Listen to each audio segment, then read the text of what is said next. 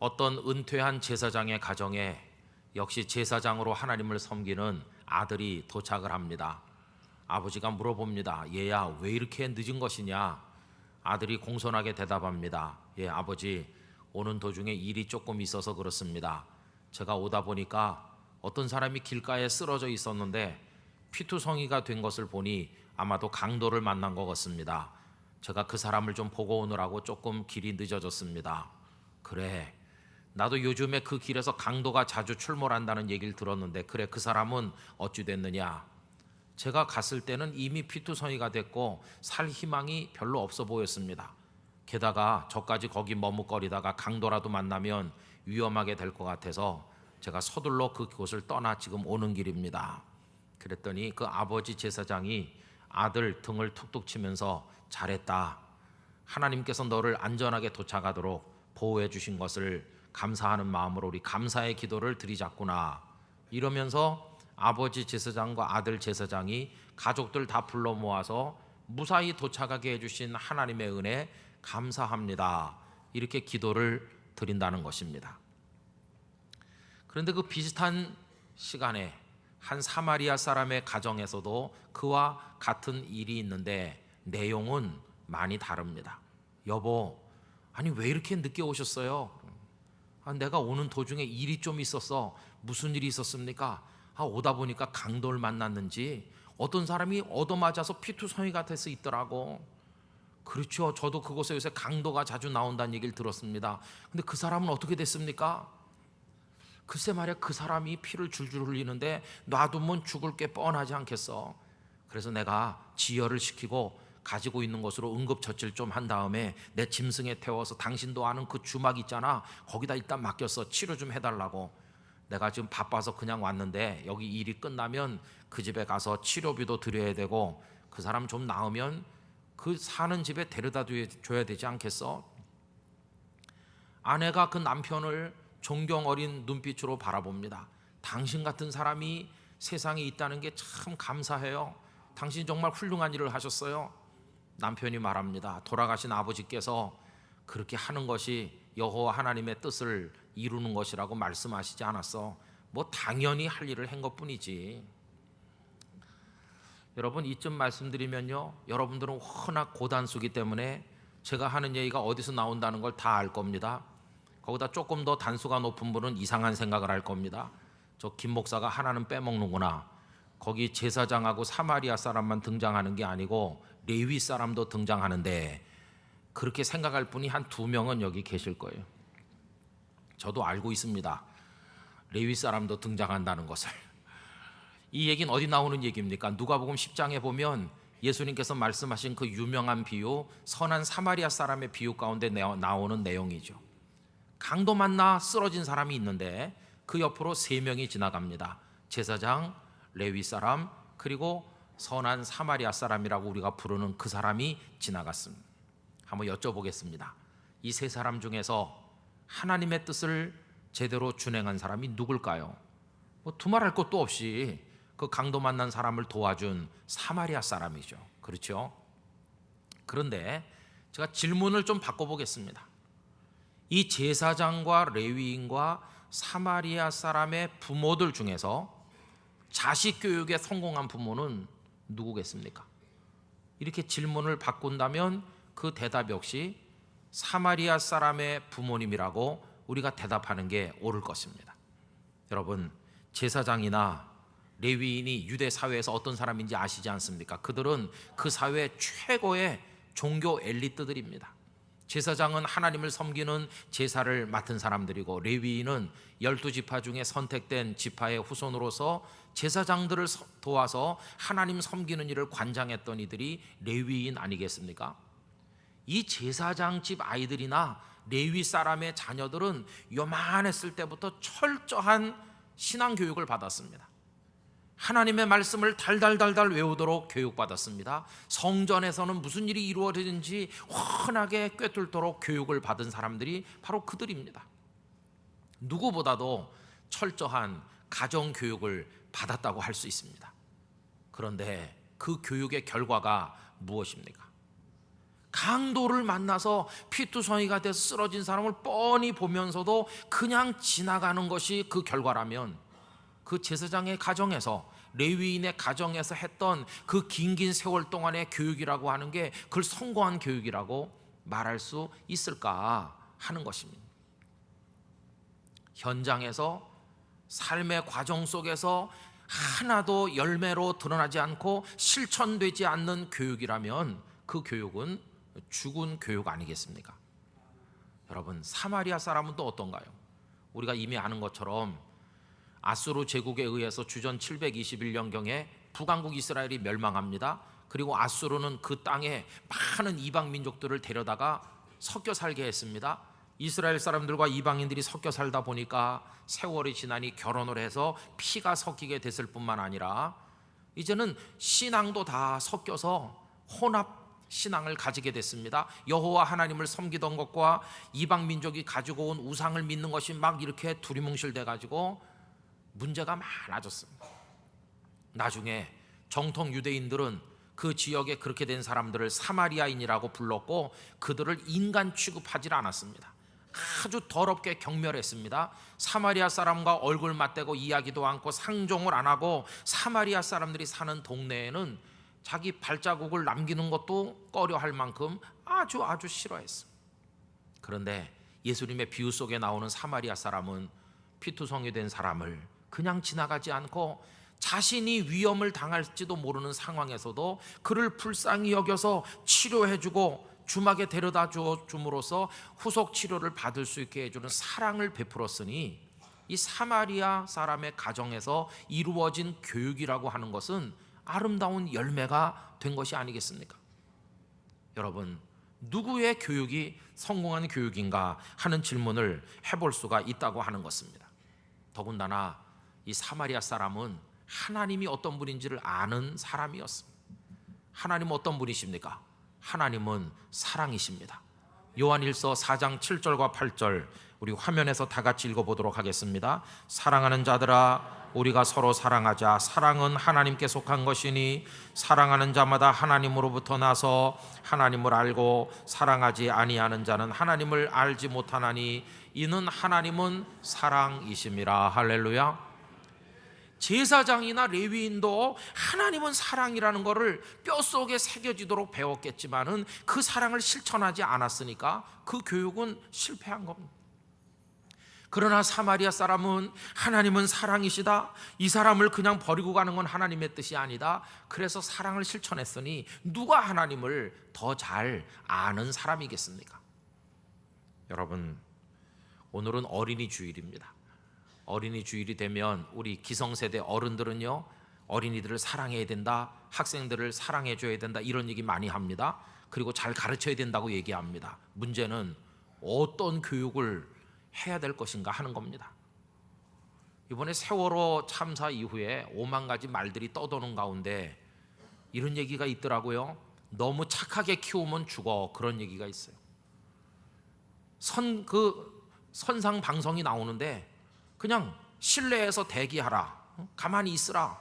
그래서 착해 빠진 녀석들은 구명조끼 그거 입고 가만히 있었다는 겁니다. 배가 다 기울어도. 그래가지고 다 희생됐다. 그럼 어떤 애들이 살아남았느냐?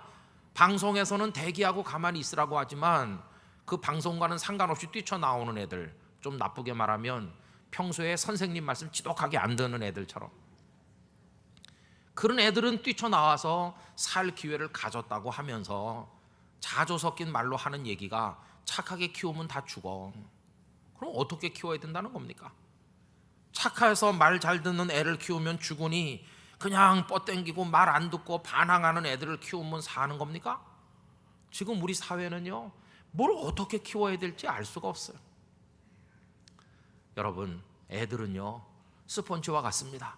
속속 빨아들인 스펀지처럼 보는 대로 듣는 대로 그들의 현실과 미래, 이 세상에 대한 호기심을 가지고 쪽쪽 빨아들이는 그게 어린 아이들과 학생들입니다.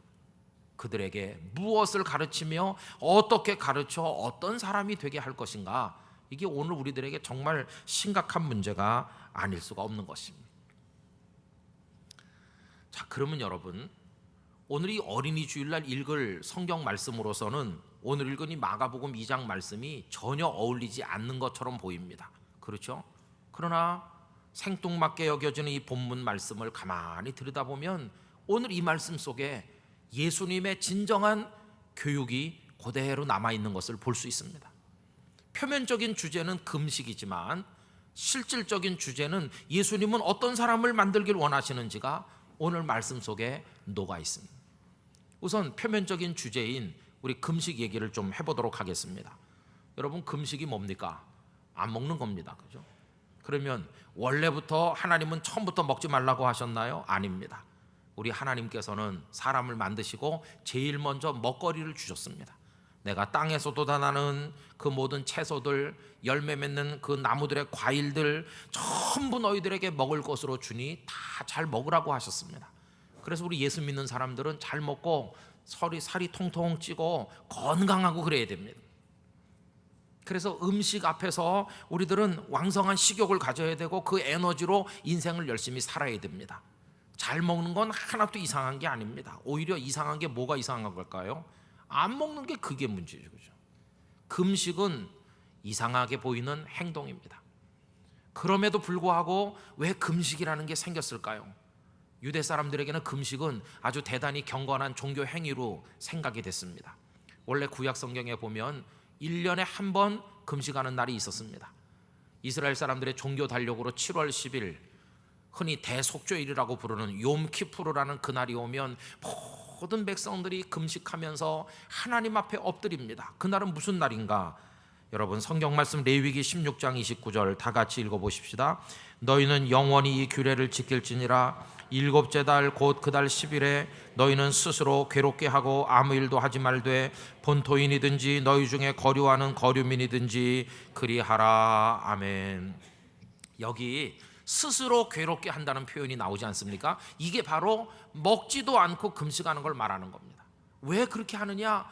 그날에 자기의 탐욕과 그 욕망을 다 버리는 겁니다. 왜? 그날은 회개하는 날이니까요. 모든 백성들이 하나님 앞에 나와 엎드립니다. 하나님, 저희들은 부정한 죄인입니다. 저희들의 죄를 씻어주세요. 그동안 많이 먹고 많이 누리고 많이 가지려고 온갖 죄를 저질러 왔는데 오늘은 우리가 먹지도 않고 엎드려서 눈물로 회개하겠습니다. 이게 그날 하는 일이에요. 이 금식은요, 낮추는 겁니다.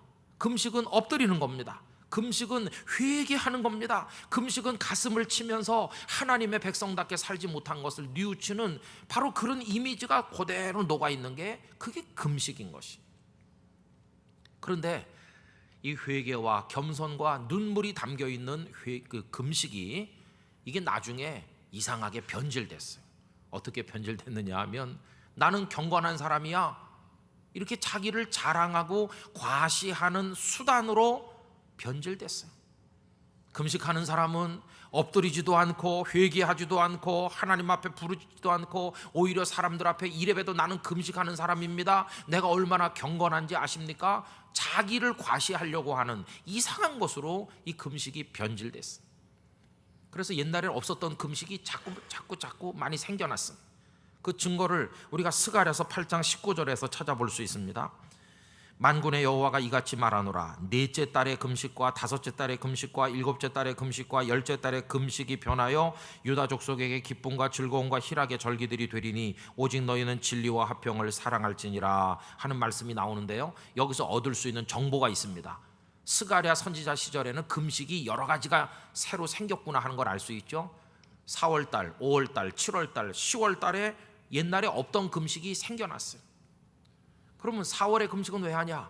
느부갓네살 왕의 바벨론 군대에 의해서 예루살렘이 무너진 걸 생각하며 슬퍼하면서 4월에 금식하고, 5월은 예루살렘 성전이 불탄 것 때문에 마음 아파하며 금식하고, 그리고 7월달은 총독 그달리아가 피살된 게 마음 아파서 금식하고, 10월달은 예루살렘이 포위당한 게 마음 아파 금식합니다. 여러분, 그 마음 아파하면서 금식하는 거야 그게 무슨 문제가 되겠어요? 아무 문제가 안 되죠. 문제는 뭐가 문제냐 하면 금식을 이렇게도 하고 저렇게도 많이 하면서 하나님 앞에 가지는 그들의 마음가짐, 그게 문제라는 겁니다. 원래 금식은 어떤 거라고 그랬습니까? 엎드리고 부르짖어 회개하고 눈물로 하나님 앞에 가슴을 두드리며 하는 게 금식인데, 나중에는 자기 과시용으로 변질됐다고 그러지 않았습니까? 4월달, 5월달, 7월달, 10월달 없던 금식까지 만들어서 했지만 그 마음은 하나님 앞에서 아름다운 게 아니었다는 겁니다. 하나님의 꾸지람이 스가랴서 7장 4절 이하에 쭉 나옵니다. 다 같이 읽어보십시다. 만군의 여호와의 말씀이 내게 임하여 이르시되 온 땅의 백성과 제사장들에게 이르라. 너희가 70년 동안 다섯째 달과 일곱째 달에 금식하고 애통하였거니와 그 금식이 나를 위하여 한 것이냐?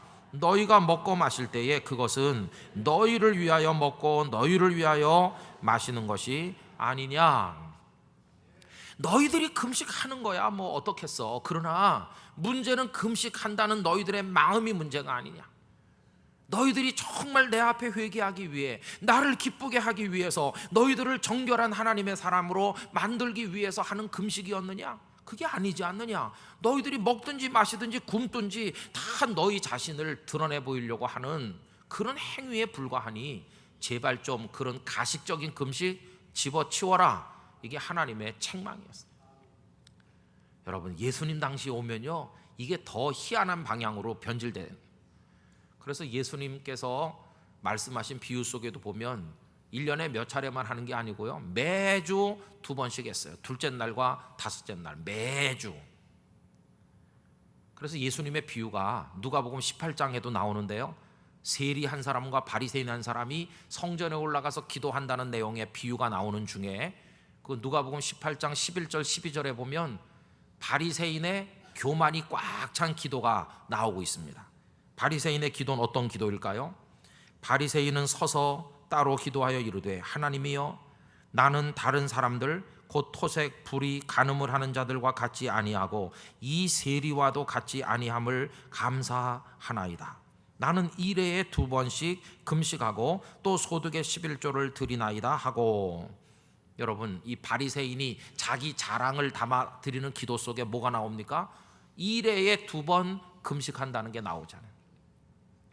그러니까 예수님 당시에 오면 여러 절기마다 금식했고요, 일주일에 2번씩 금식하면서 금식하면 믿음 좋은 사람, 하나님을 잘 섬기는 사람으로 돋보이고 금식 안 하면 타락한 죄인이고 하나님을 사랑하지 않는 사람처럼 멸시당했던 게 그 예수님 당시의 모습이었다고 하는 것입니다.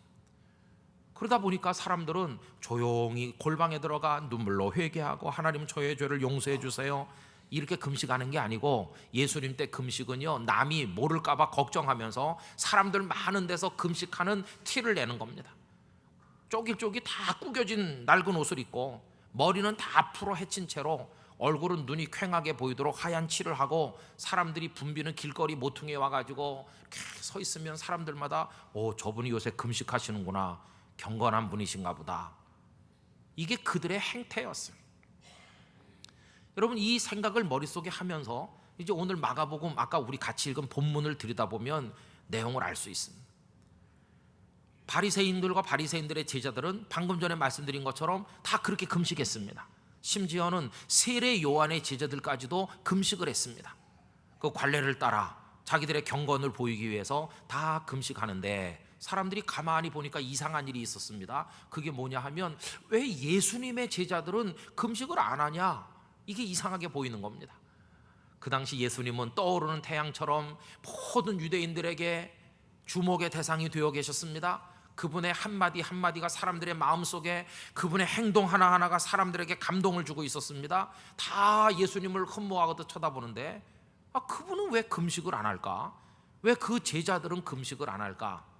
그래서 이 사람들이 와서 물어보는 겁니다. 시비하듯, 이상하다는 듯. 그게 오늘 본문 18절 말씀입니다. 다 같이 읽어봅시다. 요한의 제자들과 바리새인들이 금식하고 있는지라.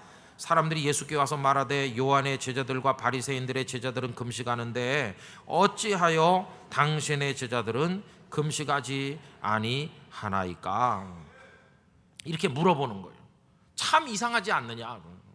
다 하는데, 그리고 그게 경건하게 보이고 얼마나 아름답게 보이는데 왜 당신의 제자들은 안 하는 겁니까? 자, 그럼 여러분, 이제 우리의 본질적인 얘기로 돌아왔습니다. 바리새인들은 제자들을 모아놓고 너희들은 금식해라, 요한도 제자들에게 너희들은 금식해라 이렇게 가르치는데 왜 예수님께서는 제자들에게 금식하라고 교육하지 않으셨을까요? 예수님의 교육은 왜 다른 사람들의 교육과 다른 것일까요?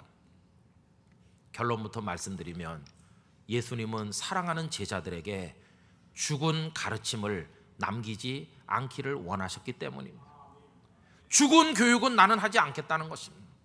그 죽은 교육이 뭡니까? 아까 처음에 말씀드린 그겁니다. 제사장의 집에서 그리고 레위인의 집에서 아무리 율법을 가르치고 금식을 가르치고 오만 가지를 다 가르쳐 종교적 행위에 능숙하게 가르쳐 봤댔자 강도 맞는 사람 뻔히 보면서도 그냥 지나가는 사람이 될 것이라면 그런 교육은 이 죽은 교육이라는 것입니다. 금식하면 뭐하냐는 것입니다. 그런 교육으로 뭘 얻을 수 있겠느냐? 예수님이 얻고자 하는 교육은요, 그런 게 아니었습니다. 예수님은 그들이 진정한 하나님의 사람이 되게 만드는 교육을 하기를 원하신 것이, 내 제자들은 참된 하나님의 사람이 되게 하겠다, 이게 예수님의 마음에 있는 것이. 여러분, 제사장의 집에서 그리고 레위인의 집에서 아버지 어머니를 똑같이 빼닮은 허위의식에 가득 차고 형식적이고 가증하고 현장에 가서는 말씀을 실천하지 않는 그런 붕어빵처럼 자기 부모를 똑같이 닮은 또 하나의 제사장과 또 하나의 레위인을 만들어내는 그런 교육을 계속한다면 그게 무슨 가치가 있겠느냐? 이게 예수님의 생각이라고 하는 것입니다. 여러분, 진정한 종교적인 삶의 핵심은요, 형식에 있는 게 아닙니다. 저와 여러분은 참 하나님의 사람이 돼야 됩니다. 하나님께서 원하는 사람이 돼야만 합니다. 그래서 우리의 머릿속에 꽉 차 있어야 될 것은 나는 하나님의 보좌 앞에서 하나님이 기뻐하시는 그리스도인인가, 이걸 늘 생각하며 살게 되는 거, 이게 핵심인 것입니다. 금식도 똑같은 것입니다. 그들이 금식하느냐? 그런 금식 할 필요 없단다. 중요한 것은 네가 하나님의 사람이고 주께서 내 마음에 계신 것이고 주님과 동행하는 것이고 주님의 뜻을 실천하며 사는 게 중요한 거지, 금식한다는 행위가 중요한 게 아니라는 것입니다. 마치 자기 연기에 스스로 도취된 사람처럼 관객들은 이미 외면하고 다 나가버렸는데 텅 빈 그 극장에서 무대 위에서 혼자 연기하고 있는 어리석은 배우와 다를 바가 없다는 겁니다. 하나님께서는 그들의 금식하는 행위에 질리셨습니다. 이제는 외면하시고 하나님은 퇴장해 버렸습니다. 그런데 그 무대 위에서 일주일에 2번 금식하고 하나님 저는 경건해요, 이렇게 해봤자 아무 소용이 없다고 하는 것입니다. 그래서 예수님은 그런 죽은 종교 행위에 불과한 금식 같은 거 교육하지 않으셨습니다. 주님이 가르치고 싶었던 것은 참 하나님의 사람이 되는 겁니다. 하나님과 동행하는 사람이 되고 하나님과의 은밀한 데이트를 즐길 줄 알고 생활 속에서 하나님의 뜻을 실천할 수 있는 사람이 되는 것. 그래서 그의 큰 최고의 기쁨은 주께서 나와 함께 계시다, 할렐루야, 이게 가장 큰 기쁨이 되는 사람.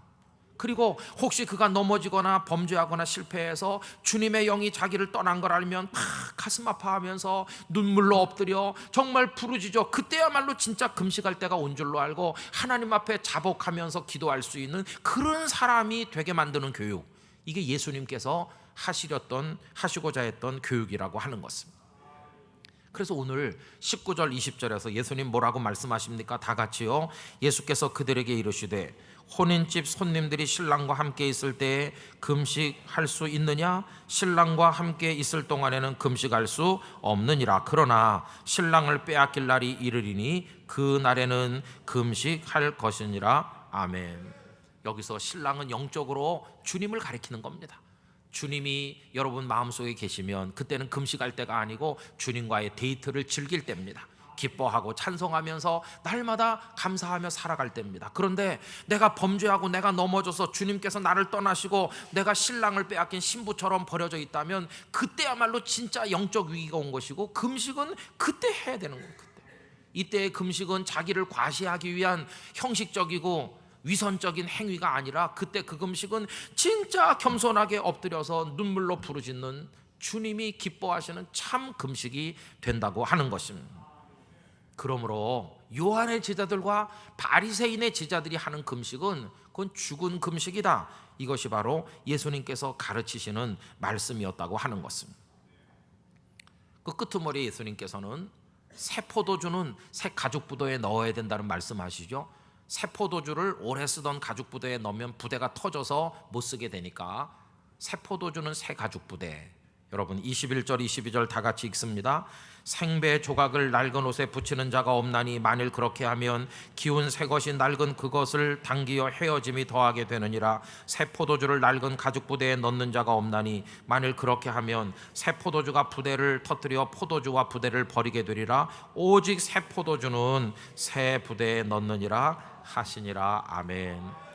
여러분, 예수님께서 오셔서 새로운 복음을 선포하셨습니다. 새로운 시대가 왔습니다. 새 시대에 하나님의 백성들은 어떻게 살아야 될까? 과거처럼 아무 뜻도 없고 자기를 과시하기 위한 형식적 종교 행위 따위는 이젠 집어 던져야 될 때가 온 것입니다. 이제 그렇게 하나님 앞에 나갈 때가 아닙니다. 이제는 나의 참 마음으로 하나님과 동행하고 주님의 뜻을 실천하고 강도 맞는 사람이 있으면 도와주고, 그러면서 내가 주님을 잃어버리고 범죄하여 떠돌이 된 것을 회개하면서 더 참된 금식을 하고, 이래서 주님과 다시 회복된 주님의 사람이 되는, 그렇게 살아가는 사람이 하나님의 사람으로 인정되는 시대가 왔다고 하는 것입니다.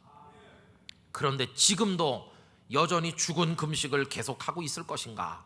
이게 주님께서 안타까워하시는 것입니다. 새로운 포도주는 새로운 가죽 부대에 넣어야만 한다고 하는 것입니다. 성도 여러분, 주님과 함께 하시기 위해서 기도하시기 바랍니다. 그 은혜와 복을 누리시기를 축복합니다. 주님의 뜻을 실천하는 여러분이 되시길 바랍니다. 강도 만난 사람을 그냥 지나치는 사람이 돼서는 안 될 것입니다. 그리고 주님과 함께 하지 못하는 자신의 모습을 발견할 때마다 그것을 너무너무 가슴 아파하며 그때야말로 금식보다 더한 것이라도 하면서 내 영혼이 회복되기 위해 몸부림치는 그런 성도가 다 되시기를 진심으로 기원하는 것입니다. 새 시대의 자녀 교육은 무엇인가? 이걸 가르치는 것입니다. 너는 주님의 사랑을 받아야 된다. 주님을 사랑해야 된다. 주님과 동행해야 된다. 주님과 떨어져 사는 게 내 영혼의 진정한 위기다. 금식을 안 하는 게 위기가 아니라 금식을 하지만 주님이 없는 금식을 너 혼자 하는 게 진짜 위기란다. 이런 걸 가르쳐서 참 주님의 사람으로 만들어 나가는 교육, 이게 새 시대 새로운 그리스도인들이 해야 될 교육인 줄로 믿습니다. 여러분들의 자녀를 주님의 사람 만드는 데 성공하시기를 축복합니다. 그들이 주님과 함께하는 사람 되기를 기원합니다. 그들이 자신들의 영혼을 들여다보는 경건이 있게 되기를 원합니다. 그래서 우리 자녀들이 나는 주님과 동행하나, 주님이 날 떠나셨나, 내 영혼이 정결한가 그렇지 못한가, 이런 것에 민감하고 그것 때문에 금식하고 회개하고 기도할 수 있는 그런 자녀들로 우리들의 자녀들이 성장하게 되기를 간절히 기원하는 것입니다. 이거 못하면 아무 소용없어요. 목사님, 우리 애는요 모범생입니다. 주일날 교회 한 번도 안 빠지고, 우리 애가 예배를 얼마나 열심히 드리는지 아세요? 제가 헌금 꼬박꼬박 챙겨주고요, 우리 애는 성경 말씀도 많이 외우고요. 그래서 어떻게 하시려고요? 그렇게 했는데 그 애가 아까 말씀드린 제사장집 아들 그 제사장처럼, 레위인집 아들 그 레위인처럼 사랑을 베풀어야 될 때 쌩 지나가고, 그 아버지는 그래서 온 아들을 너 참 잘했다, 널 안전하게 지켜준 하나님께 감사하자, 이런 기도나 드리는 아버지와 아들이라면 그게 무슨 제대로 된 신앙의 교육이 되겠는가 하는 것입니다. 저는 이제 부모님이 다 돌아가시지 않았습니까? 그래서 요새 그런 생각해 봅니다. 부모님이 남겨주신 게 뭔가. 저는 목사라는 이름으로 살지만 그런 거 다 빼놓고 그냥 한 사람의 그리스도인으로 뭘 남겨주셨나 생각해 보거든요. 여러분, 저는 주님이 저를 버리고 떠날까 봐 그게 제일 무섭습니다. 주님이 안 계신데 저 혼자 뭐 목사 노릇 탐내 하면서 열심히 떠들어댄다면 관객이 다 나간 텅 빈 무대에서 혼자 연기하는 어리석은 배우와 똑같잖아요. 제 마음에 주님께서 저와 같이 계시기를 바라는 간절한 소원이 있습니다. 그리고 주님이 저를 버리고 떠날 걸 제일 두렵게 여기는 마음이 있습니다. 그리고 늘 주님 저와 같이 해주세요 기도하고, 잘 못하지만 조그만 일이라도 주님의 뜻대로 하고 싶은 마음이 있거든요. 그게 조금이라도 있다는 것은 돌아가신 부모님이 제게 참 믿음을, 완전하진 않지만 그래도 어느 정도 남겨주시는데 성공했다는 뜻이 아니겠어요? 저는 그걸 생각하면서 이제는 내 차례가 됐구나 하는 걸 많이 느낍니다. 저희 집에 애들을 볼 때 우리 애들이 목사의 아들 딸로서 주일이면 와서 예배하고 뭐 교회 학교 교사도 하고 뭐 이것저것 뭐 다 잘하죠. 모범생인 것처럼 보이죠. 그러나 언젠가 제가 늙어서 세상을 떠나고 그 아이들만 자랐을 때 교회야 꼬박꼬박 오고 11조도 드리고 뭐 열심히 하지만 그 마음에 주님이 없답니다. 그들이 주님이 자신들을 떠난 것도 모르고 경건의 행위를 합례하면서 과신하고 자기를 드러내는 그런 예수님 시대 바리새인처럼 산다면 저는 완전히 자녀 교육에 실패하는 아버지가 되는 거 아니겠습니까? 그러나 나중에 제가 없어도 우리 애들이 하나님 앞에 진실한 기도를 드리고 주님의 뜻을 실천하길 기뻐하고 주님과 더불어 동행하는 삶을 즐기고 그리고 주님 앞에 범죄할까 봐 발발 떨고 주님이 떠나고 나면 두려워서 엎드려 금식하고 눈물로 회개하면서 주님과의 관계가 복원되는 걸 기뻐하고 그리고 주님의 사람으로 살도록 만든다면 저는 한 애비로서 자식 교육에 성공하는 거 아니겠습니까? 여러분 어찌 저만 그렇겠습니까? 저는 우리 땅끝교회 부모님들이 다 그렇게 자식들을 후손들을 키우는데 성공하게 되시기를 축복합니다. 신분이 제사장이면 뭐 하겠어요? 강도 만난 사람을 그냥 버리고 온 아들을 칭찬해주는 그 아버지 그 아들이고 열심히 키워봤자 그 형식적이고 외식하고 위선적인 그 아버지 그 어머니를 똑같이 빼닮은 복제품 자식을 만들 거라면 오늘 우리가 하고 있는 교육은 이거는 아무 의미가 없는 교육이 아니겠습니까? 죽은 교육이죠 그게. 그래서 여러분 오늘 어린이 주일을 맞이하면서 다시 한번 생각을 해보는 겁니다. 우리는 다 부족한 게 많은 부모지만 기도만이라도 하나님 내 자식은 저의 복제품이 되지 않게 해주세요. 저와는 좀 다르게 해주세요. 우리 아이들 속에 주님의 영이 함께 하시고 할렐루야 그 아이들이 주님의 뜻을 실천하고 이 시대 비겁한 제사장과 레위인을 키워내는 교육이 아니라 이 시대의 사마리아 사람을 키워내는 교육이 우리 가정에서 이루어지게 하여 주시옵소서. 우리 그렇게 할 수 있어야만 되지 않겠습니까? 이번에 세월호 사건을 보니까요 매뉴얼이 없는 건 아니에요. 그죠? 선장과 선원들은 어떻게 해야 된다, 배가 끼우러질 때 해경이나 이런 분들은 어떻게 출동해서 구조해야 된다 다 있지요. 있지만 하나도 그 현장에서 실천되지 않으니까 다 먼저 레위인처럼 제사장처럼 도망가기 급급하니까 이게 문제죠. 뒤늦게 애쓰고 수고하는 분들 많지만 살아있는 사람을 못 건지고 다 시신만 건지니 우리 가슴이 다 찢어지는 거 아닙니까? 그럼 그 사람들만 문제냐? 대한민국이 다 문제고 우리 자신도 그렇게 살아왔으니까 오늘 한편으로 회개하면서 우리 자녀들도 또 그런 복제품 자녀가 되도록 만들지는 않겠다는 소망을 가지고 우리가 이 말씀을 가슴에 담아야 될 줄로 아는 것입니다. 자녀 교육의 비결은 첫째는 성령께서 우리 아이들 속에 계셔야 되는 겁니다. 또 하나는 영원한 진리인 하나님의 말씀으로 하는 것입니다.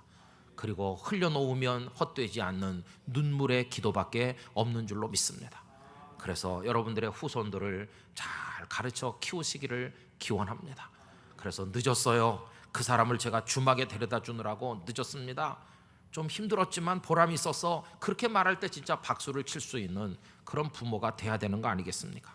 여러분들의 후손이 그런 후손 되시기를 예수님의 이름으로 축원합니다.